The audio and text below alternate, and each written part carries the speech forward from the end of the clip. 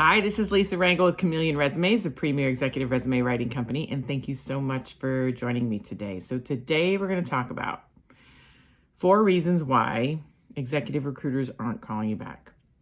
It's a challenging time, absolutely, and you are probably, if you clicked on this to watch, you are probably frustrated because executive recruiters used to call and now they're not really calling anymore. And they're not calling you back when you reach out, and it's frustrating.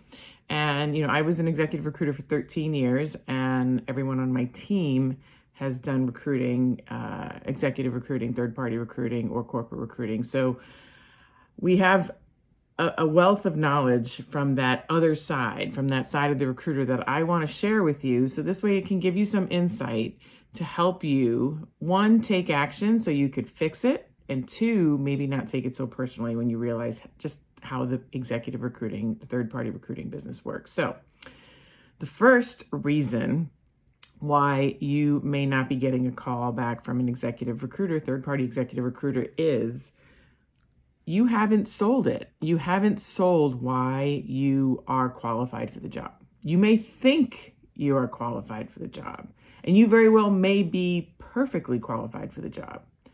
But you have sent a document or your profile, if they wandered over to LinkedIn and popped your name into the profile, your resume and or your profile are not selling you. You are not leading with achievements on how well you did and do what you do to show that you are worth having a conversation and having an interview for this particular role. If you are putting your documents up against competing candidates for the same role, you're not measuring up. You're not selling the goods. You're not selling your goods. And that typically is a reason. And I find sometimes that executive level candidates are assuming they should know. The recruiter should know. No, they're evaluating other high level people as well, not just you. So you need to take those task-driven bullets and shift them to achievement-based bullets and outline how well you did that task, how well you performed for that area of responsibility.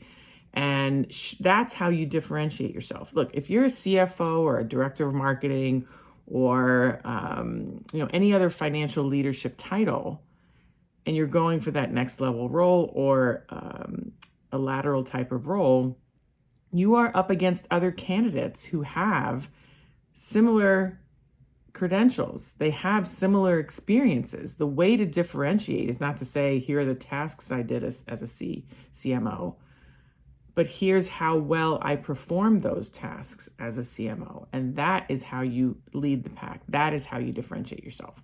So you got to sell it. So that's usually reason number 1 why you're not getting that call. The second reason why you're not getting a call back from a third-party executive recruiter is, now this is going to be a little harsh, but your background isn't going to generate a 25% fee for that particular recruiter.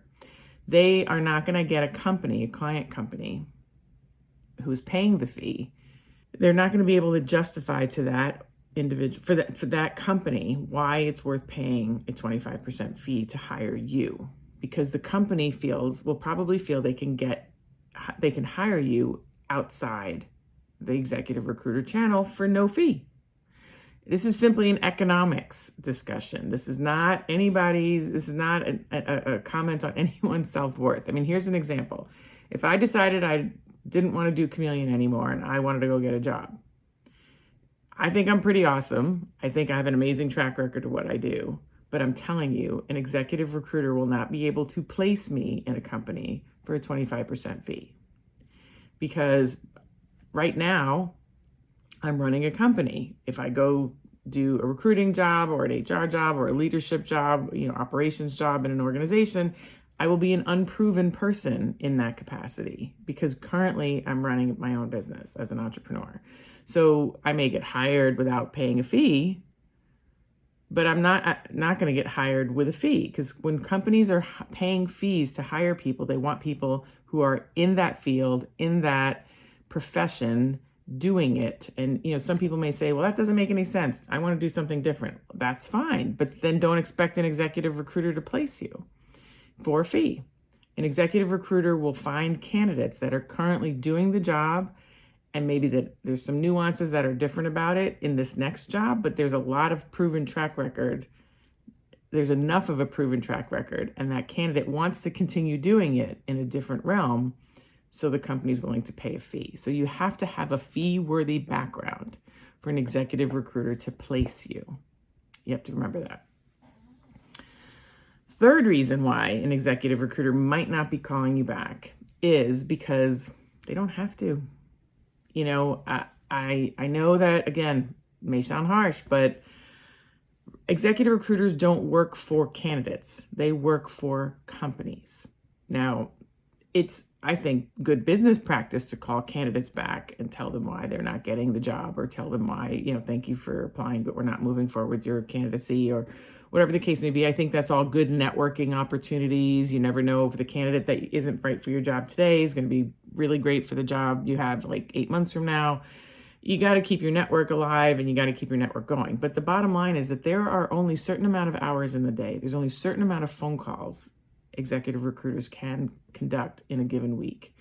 And they're already burnt. They're already stretched. So they don't owe you a call back if you are not right for the job. It was unsolicited in your approach. I mean, you get points for trying, absolutely, but you're not going to get a call back every time you reach out to somebody.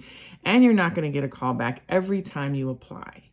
I know there's a push for that in a lot of different organizations, not just executive recruiting firms, but also mainstream employers. And I do think it's a good thing. Absolutely. I think it's an awesome initiative to make sure every candidate is responded to when they are applying to your organization. After all, they took the time to do so, and they've expressed interest. But I think realistically, it's not going to happen every time to every person. And it's realizing they don't have to. So don't, go down the mental rabbit hole because you didn't get a call back. Just maybe expect you won't, and then be pleasantly surprised if you do. And then the fourth reason is they may not have the right job for you, even if they think you're amazing. Again, an executive recruiter's job is to find talent for their company clients that are paying them the fee to find that particular talent. If you are that talent that company wants and that company's willing to pay a fee for, the illusion is the recruiter is finding you a job. But make no mistake, that recruiter, what's actually happening is that recruiter is delivering a product to their company client that wants to pay a fee for it, that product being you. So realize that if a recruiter, executive recruiter, does not have a role for you, no matter how fantastic they may think you are, they aren't going to be able to place you because their job is not to place you. Their job is not to place candidates. Their job is to find talent their company clients want to pay a fee for. So that could be also a reason why you are not getting a call back. Even extremely busy executive recruiting consultants, executive search consultants, they're doing, a few dozen placements a year at most, depending on the level of executive recruiting, because there's different executive recruiting levels. You can be doing $1 million salaries, you can do $200,000 salaries, you can doing $5 million place salary comp packages, right? So the higher the salary, the lower the actual search engagements that recruiter is doing, because they're so all encompassing, especially as you go higher up the payroll, the pay scale. Sorry. So just keep that in mind. If someone can think you're absolutely fabulous, but if you don't fit the limited searches that they have currently on their docket, no matter how fabulous they think you are, you may not get a call back if, they can't network with you, they don't have time, they're too focused on something else. Like, if you aren't making the priority list, they're not going to call you back. And again, it's just life. It should be better. It should be different. I get it all, but it's just accepting it and moving on to those. Focus on where you do get traction, right? Keep putting yourself out there so you can get traction. So anyway, I'm going to be doing another free session on the inside of recruiting and how it works. So this way, job seeker, I'm really aiming to bridge the gap of knowledge between job seekers and recruiters, both corporate and executive search. So this way, if everybody understands each other and everybody understands the other side, then maybe there can be some more compassion.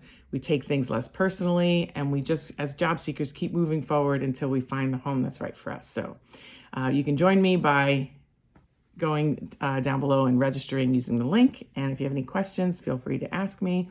You can DM me, you can email me at lr@chameleonresumes.com, or you can comment below.